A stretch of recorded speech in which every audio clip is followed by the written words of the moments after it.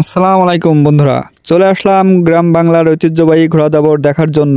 আর এই ঘোড়া দাবড়টা অনুষ্ঠিত হচ্ছে যশোর অভয়নগর পোতপাড়া গ্রামের ভিতর।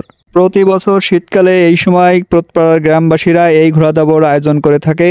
এটা আমাদের পাশের গ্রাম হওয়ার জন্য আমরা বন্ধুরা মিলে চলে আসছি এই ঐতিহ্যবাহী ঘোড়া দাবড় দেখার জন্য। এখন যে ঘোড়াটা দেখতে পাচ্ছেন এই ঘোড়াটাকে ছদে নিয়ে যাওয়া হচ্ছে।